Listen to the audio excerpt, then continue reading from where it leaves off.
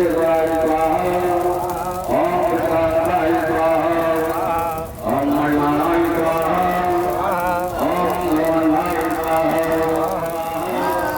ओम सत्यभ्यो स्वाहा, ओम भूताय भ्यो स्वाहा, ओम विष्णवे स्वाहा, ओम प्रहाय स्वाहा, ओम भ्यो स्वाहा, ओम गणपते स्वाहा, सोलाय स्वाहा, ओम भक्ताय स्वाहा, ओम सत्तये स्वाहा, ओम चंद्रने स्वाहा, ओम वसिष्ठाय स्वाहा, ओम विश्वामित्राय स्वाहा, ओम कश्यपाय स्वाहा, ओम अत्रेय स्वाहा, ओम माहेश्वरी स्वाहा, ओम वैनाथी स्वाहा।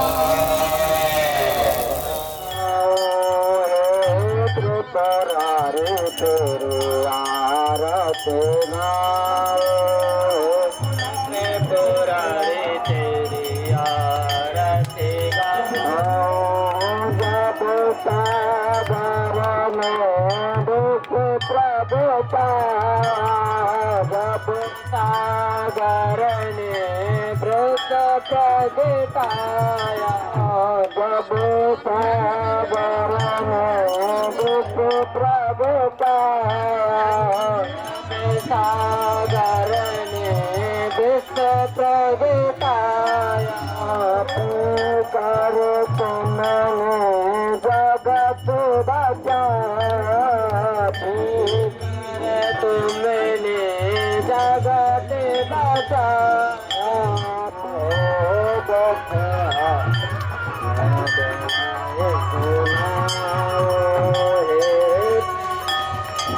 तेरी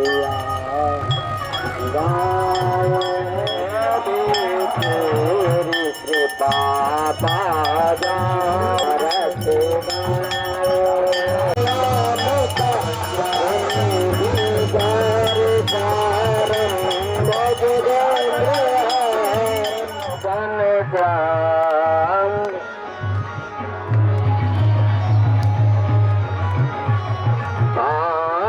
मंगल भवन अमंगल हारे, मंगल भवन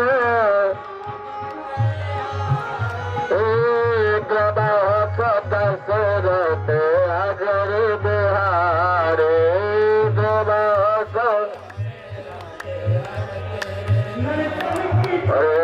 श्री राम जय राम जय जय राम,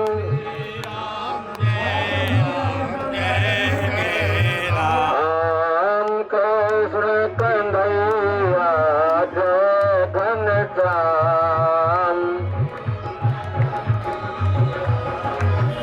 नमस्कार आप सभी को, मैं रोहित कुमार पोरवाल आपका स्वागत करता हूं वेब कुटुंब में। दोस्तों, मेरे गांव आटा में इस वक्त मौजूद हैं। ये सब लोग मेरे गांव के भाई बंधु लोग हैं। काफ़ी समय बाद हमारे गांव में ऐसा शुभ अवसर आया है कि भगवान की कृपा से गांव में यज्ञ संपन्न हो रहा है। यज्ञ के साथ शिव महापुराण और बहुत सारे धार्मिक अनुष्ठान, धार्मिक वैदिक अनुष्ठान हो रहे हैं। तो ये आया, थोड़ा पास में आओ, थोड़ा बताओ हमारे दर्शकों को क्या, थोड़ा प्रोग्राम के बारे में क्या चल रहा है और किस तरह का अनुष्ठान है। ये प्रोग्राम जो है वो मेरे अपने 23 साल की उम्र में ये पहली बार हुआ है। गांव वालों ने ऐसा बताया था कि इससे पहले सन 1997 में ऐसा यज्ञ हुआ था। अच्छा। कि आज 2023 में हुआ है। यहाँ पे जो है महाशिव पुराण की प्रतिष्ठा की गई है, यज्ञ चल रहा है और लोग अपने व्यक्तिगत भक्ति के अनुसार रुद्राभिषेक भी करवा रहे हैं मंदिर में। अच्छा। तो मैं तो अपने 23 साल की उम्र में ये पहला ऐसा यज्ञ अपने गाँव में देख रहा हूँ। अच्छा, तो ये है कि जिसकी श्रद्धा है, जिसको रुद्राभिषेक कराना है, भगवान शंकर की कृपा प्राप्त करनी है, वो कर सकता है। और सौभाग्य से हमारे घर में भी जो है आज हमारे बड़े भाई लोगों ने और सभी लोगों ने रुद्राभिषेक यहाँ पे मंदिर में, पीछे आप देख रहे हैं, इधर पे संपन्न हुआ, करवाया। और भाई बताओ, कुछ शेयर करना चाह रहे हो, साझा करना चाह रहे हो? ऐसा है कि पहले ज़माने में जो अभी क्या नाम 10 से 15 साल हुई होंगी, तो इसमें पहले हमारी बड़ी माता मंदिर भी है, वहाँ भी हुआ करता था, लेकिन ग्रामीणों का कुछ स्थिति ऐसी बनी ग्रामीणों की कि वहाँ पर रामलीला नहीं हो पाई। लेकिन इस साल ये भव्य कार्यक्रम जो हमारे धार्मिक कार्यक्रम यहाँ कनवावट मंदिर आटा में हो रहा है, इससे पूरा करीब देखिए 20 साल से कभी यहाँ कार्यक्रम नहीं हुआ जो आज यहाँ हो रहा है। बढ़िया माहौल हो गया कि अरसे बाद जो है बहुत से बच्चे ऐसे हैं जो जिनके लिए पहली बार ये अवसर है, और जो उम्रदराज लोग हैं उनके लिए दूसरी या तीसरी दफ़ा है। पहले होते रहे हैं गांव में बहुत सारे धार्मिक अनुष्ठान एक समय पे, क्योंकि गांव में बहुत सारे प्राचीन मंदिर हैं, ऐसे भी मंदिर हैं जो 400-400 साल पुराने हैं। तो ये इस बात का प्रमाण है कि ये बड़ा ही धार्मिक स्थान रहा है किसी ज़माने में, और अब फिर से उसकी पुनरावृत्ति हो रही है ना। लोग जो है फिर से सत्य सनातन की ओर लौट रहे हैं, और एक बढ़िया सा माहौल बन रहा है इन सभी कार्यक्रमों के जरिए। महाराज जी सबसे पहले नाम बताइए। पंडित मनोज कुमार शास्त्री, अकोड़ी बनारस। क्या अनुष्ठान है ये और क्यों हो रहा है? ये रुद्र महायज्ञ है। ये रुद्र महायज्ञ है। आटा नगर निवासियों ने अत्यंत मेहनत के साथ में श्री हनुमान जी की प्रेरणा से, भगवान भोलेनाथ के आशीर्वाद से, और महाराज शेषमणि जी जो संत जी हमारे यहाँ आए हुए हैं मठ पर, कुछ अयोध्या से पधारे हुए हैं, इनकी प्रेरणा से ये रुद्र महायज्ञ का आयोजन अनुष्ठान 7 दिवसीय रखा गया है। ये यज्ञ हम लोग करते क्यों हैं? क्या लाभ है? यज्ञ से लाभ ये है कि यज्ञाति भवत पर्जन्या पृथ्वी सप्तसालिनी। यज्ञ करने से जो देवता प्रसन्न होते हैं, ये देवताओं का भोजन है, और यज्ञ में देवता प्रसन्न होते हैं। तो देवता प्रसन्न होते तो इंद्र से प्रार्थना करते हैं, इंद्र भगवान जल की वर्षा करते हैं। इससे पृथ्वी शक्तिशालिनी, पृथ्वी शक्तिशाली होती है, जिससे उपजाऊ तत्व जो हैं वो इसमें प्रवेश होते हैं, उससे अन्न उपजता है और सभी लोगों की इससे गुजर बसर भी चलती है और खर्च भी चलता है। दूसरी, यज्ञ साक्षात यज्ञ भगवान का स्वरूप है। यज्ञ भगवान का स्वरूप है, और यज्ञ नारायण की पत्नी जो है उनका नाम दक्षिणा है। पति पत्नी मिलकर के जब साथ में यज्ञ करते हैं तभी इसका फल प्राप्त होता है। तो यज्ञ भगवान है, यज्ञ भगवान से प्रार्थना करते हैं। जब प्रार्थना करता है भक्त, तो जो वो फल चाहता है यथा उचित जैसी प्रार्थना करता है, परमात्मा उसी तरह उसको फल की प्राप्ति कराता है। तो जैसे यहाँ पे आटा गांव में हम सुन रहे हैं कि करीब 2-3 दशक बाद यज्ञ हो रहा है, करीब 20-25 साल बाद लगभग। आटा में लगभग 35 वर्ष से यज्ञ हुआ ही नहीं। सवाल ये है कि और यज्ञ है, ये जो मान लो सनातन धर्म के लोग हैं, वैदिक धर्म मानने वाले हैं, तो क्या उन्हें एक निश्चित अंतराल पे करना चाहिए, या क्या नियम है, इसको कब करना चाहिए? इसका नियम तो ये है कि जो सनातन धर्म के लोग हैं, हम और आप सभी लोग सनातन धर्मी ही हैं, और सनातन धर्म का यही धर्म है कि शुभ कार्य हमेशा करते ही रहना चाहिए। क्यों?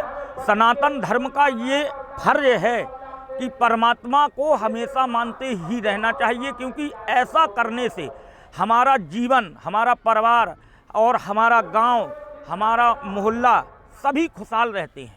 यज्ञ की जो विधि है, यज्ञ का अनुष्ठान है, ये कितने अंतराल पे होना चाहिए? ये यज्ञ का अनुष्ठान तो ये है कि आदमी अपनी श्रद्धानुसार करता है। कहीं कहीं तो हम देखते हैं कि कहो साल में 2 यज्ञ हो जाए, साल में 2 यज्ञ हो जाए। कहीं कहीं वर्षगांठ भी मनाते हैं यज्ञ की जैसे अब की बार ग्राम आटा में हमारे आटा ग्रामवासियों ने, भक्तजनों ने मिलकर के तन मन धन से इस यज्ञ को पूर्ण करने जा रहे हैं। अभी पूर्ण नहीं हुआ है यज्ञ का, आज 5म दिवस है।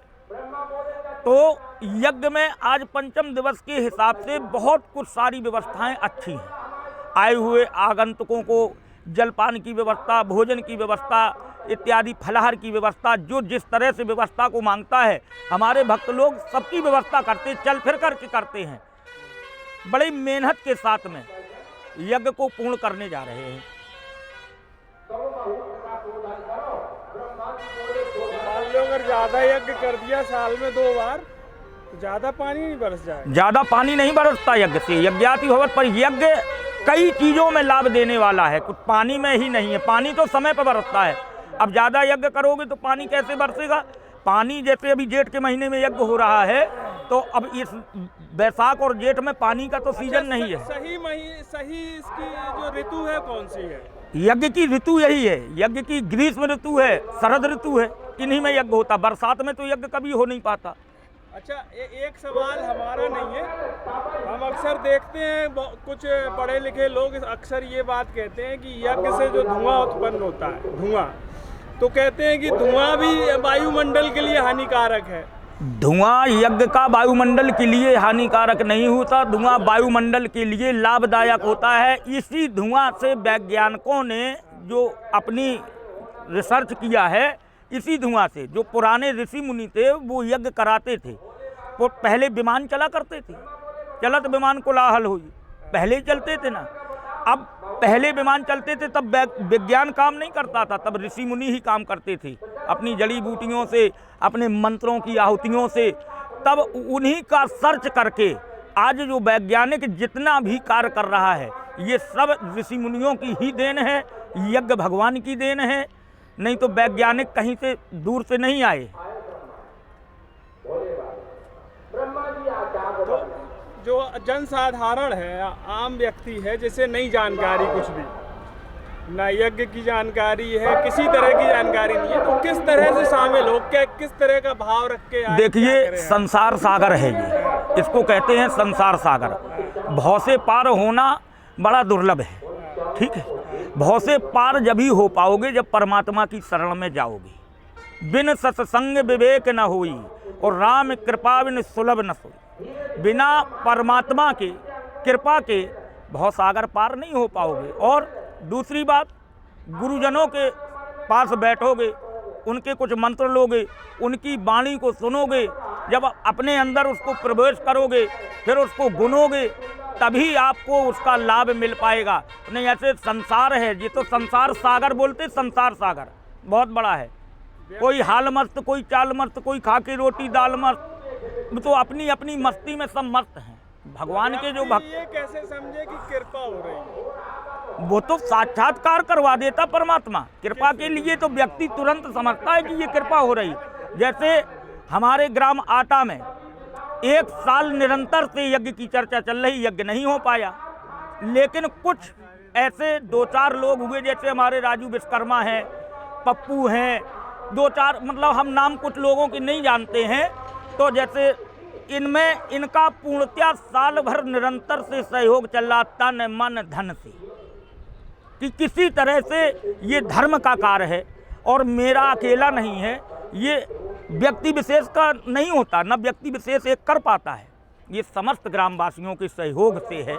लेकिन सबके हाथ जोड़ करके निवेदन करके राजू विश्वकर्मा ने किसी तरह से यज्ञ को किया, लेकिन बीच में फिर लोगों ने कहा कि यज्ञ नहीं हो पाएगा, लेकिन कृपा कुछ संत की रही, संतन की महिमा रघुराई।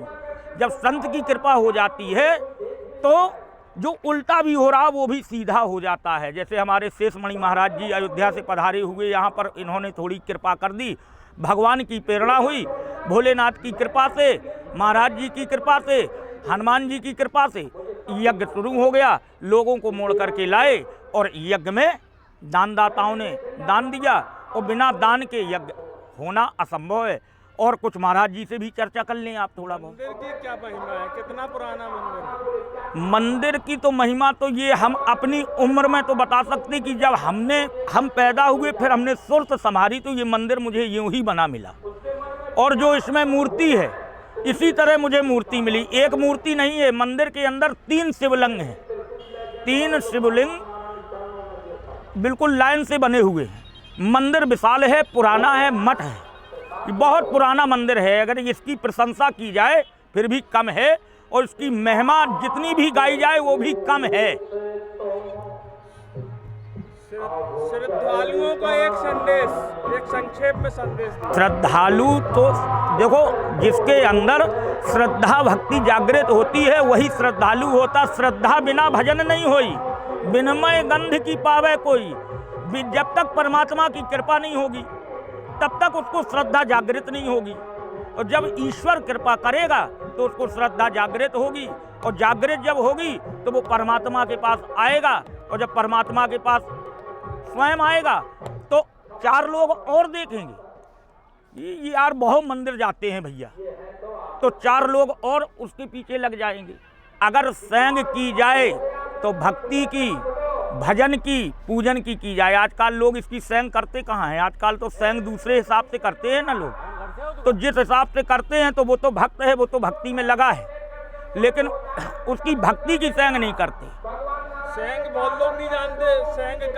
सेंग का मतलब है कि उसकी समता, नकल, जो जिसको बोलते, नकल करना आदमी सीखा है और नकल करता है लेकिन कर नहीं पाता, क्योंकि उसको नकल करने की अकल भी नहीं है। बहुत बहुत धन्यवाद महाराज जी।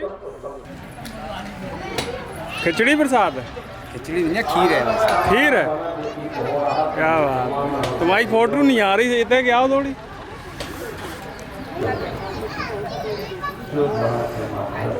मुस्कुरा दे थोड़ी। ठीक।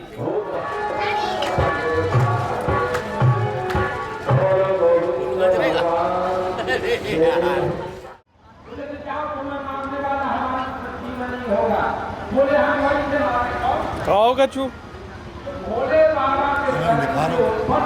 जयकारा बोल दो। बोलो बजरंग बली की जय। जय। हर हर महादेव। हर हर महादेव। हर हर महादेव।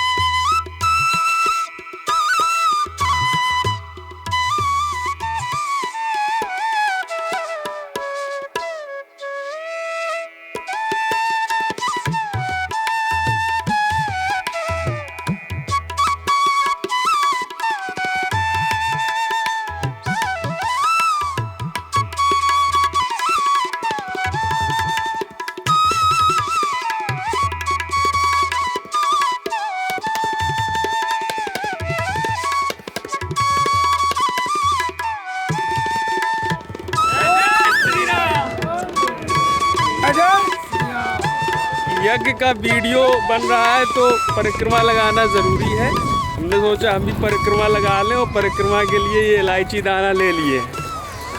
तो इलायची दाना डाल के इलायची दाने से गिनती हो जाती है और भगवान को अर्पित भी कर सकते हैं। तो शुरू करते हैं परिक्रमा।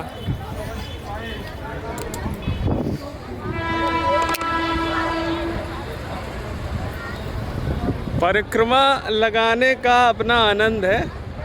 आनंद तब है जब इसकी अनुभूति की जाए, क्योंकि कोई व्यक्ति अगर परिक्रमा लगा रहा है यज्ञ की या किसी धार्मिक पवित्र स्थान की, जैसे कोई वृंदावन जाता है तो वहाँ पे कई परिक्रमा मार्ग हैं, या कई सारे जो धार्मिक स्थल हैं वहाँ पर परिक्रमा मार्ग होते हैं। तो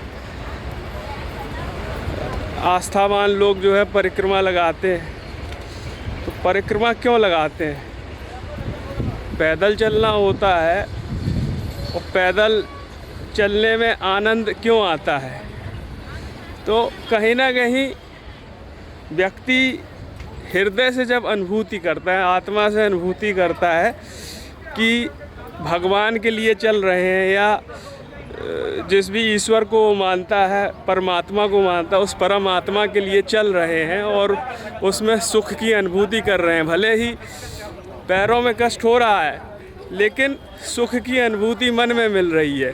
तो कुल मिला के खेल मन का है कि मन को सुख देना है, और मन के ज़रिए आत्मा को सुख पहुंचेगा।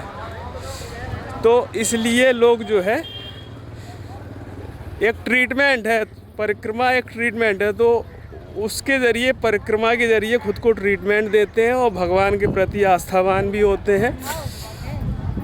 तो परिक्रमा लगाना इसलिए लोग मेरे ख्याल से परिक्रमा लगाते हैं। और पौराणिक दर्शन में देखें तो भगवान गणपति ने अपने माता पिता यानी कि भगवान शंकर और पार्वती, माता पार्वती जी के ही परिक्रमा लगा लिए थे। तो मान लिया गया था कि उन्होंने पूरे विश्व, पूरे ब्रह्मांड, समस्त ब्रह्मांड का परिक्रमा लगा लिया है। तो कई कारण हैं, कई तर्क हैं, कई तथ्य हैं, कई तरह की किंवदंतियाँ हैं, अनुभूतियाँ हैं, और कई तरह की मान्यताएं हैं। तो जिसमें आप फिट हो जाएं, जिसमें व्यक्ति अपने आप को जिस खांचे में फिट समझे, महसूस समझे, फिट महसूस समझे, वो अपना ले।